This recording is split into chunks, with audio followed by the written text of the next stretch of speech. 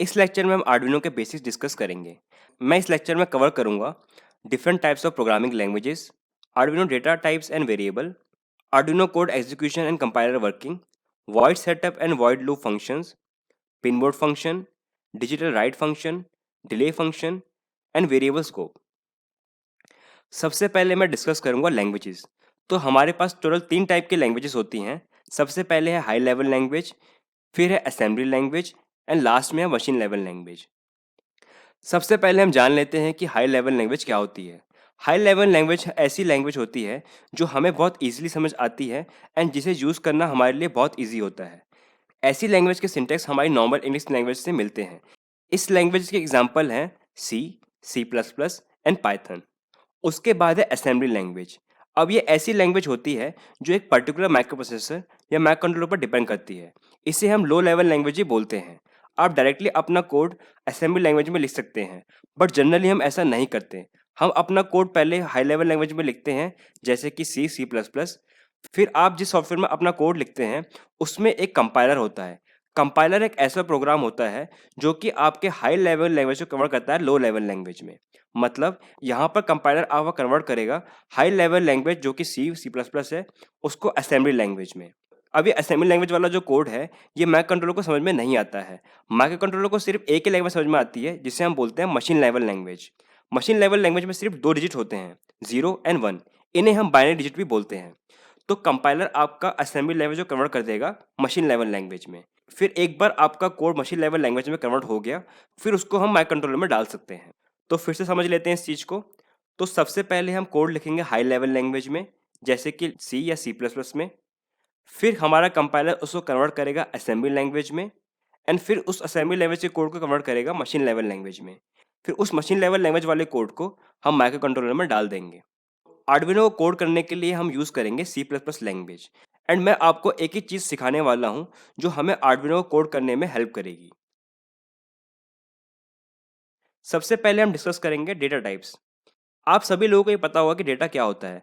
जैसे कि ये 43, -53, 12.56, -56.98, capital A, small A, start, ये सब एक टाइप का डेटा है। अब आर्डिनो प्रोग्रामिंग के अंदर डेटा को स्पेसिफाई करने के लिए कि ये डेटा किस टाइप का है, हमारे पास होते हैं डेटा टाइप्स। डेटा टाइप्स का यूज़ हम वेरिएबल्स एंड फंक्शंस को डिफाइन करने के लिए यूज करते हैं। ये हम आने वाले लेक्चर्स में सीखेंगे कि कैसे डिफाइन करते हैं।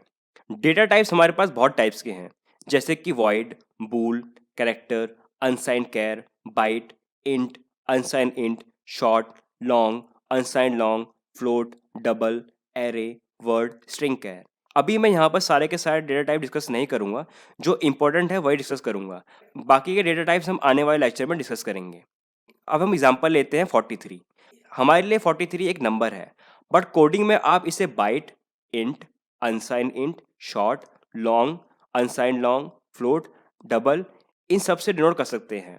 अब आप सब सोच रहे होंगे कि ये सिर्फ नंबर है, इसको डिनोट करने के लिए इतने डेटा टाइप्स क्यों हैं? वो इसलिए हैं क्योंकि हर एक डेटा टाइप की जो स्टोर करने की वैल्यू है वो अलग अलग है, जो कि माइक्रो कंट्रोलर पर डिपेंड करती है। अभी जो मैं वैल्यू डिस्कस करूंगा वो सिर्फ आर्डिनो ऊनो के लिए है। तो सबसे पहले है बाइट। बाइट 8 बिट का होता है।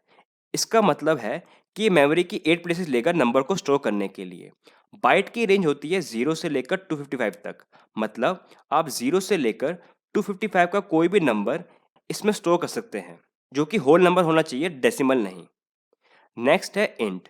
इंट डिनोट करता है इंटीजर। ये 16 बिट का होता है। इसकी रेंज होती है -32,768 से लेकर 32,767 तक।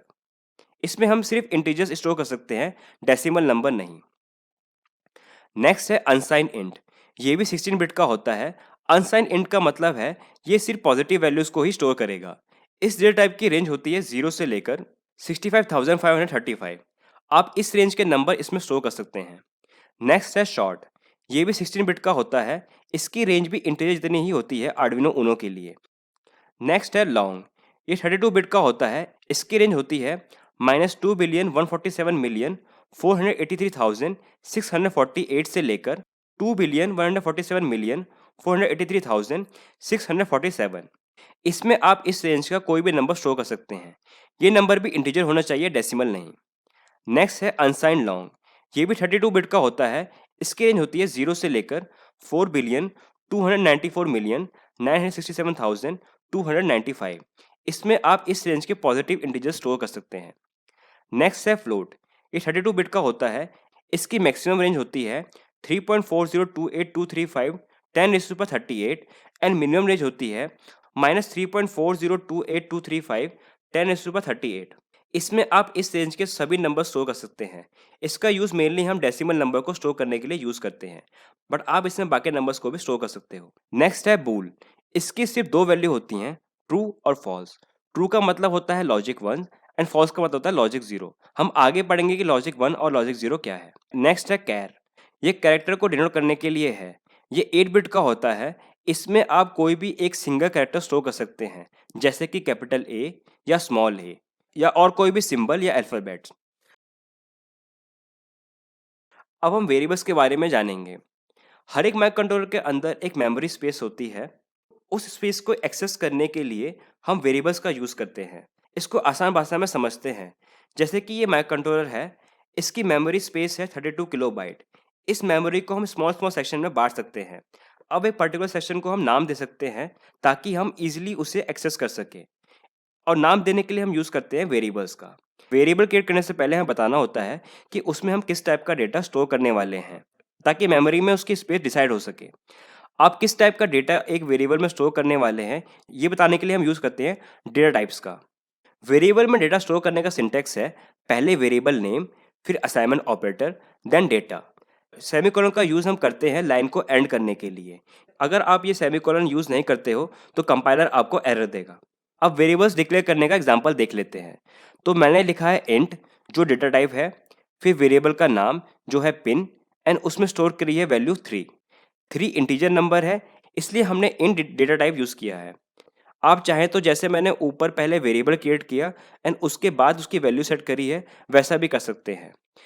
ऐसे ही आप डेसिमल नंबर क्रिएट करने के लिए भी वेरिएबल क्रिएट कर सकते हैं एंड कैरेक्टर के लिए भी। आपको ये याद रखना है, जब आप कैरेक्टर स्टोर कर रहे हैं तो उसको आपको सिंगल इन्वर्टेड कॉमा के बीच में लिखना है एंड आपको एक वेरिएबल में सिंगल कैरेक्टर ही स्टोर करना है। अब इसे हम ऐसे भी लिख सकते हैं, यहाँ 65 का मतलब भी ए है। ये ए की एस्काई वैल्यू है। ऐसे ही हर एक कैरेक्टर की एस्काई वैल्यू होती है, तो आप वो कैरेक्टर ना लिख के उसकी एस्काई वैल्यू भी लिख सकते हैं।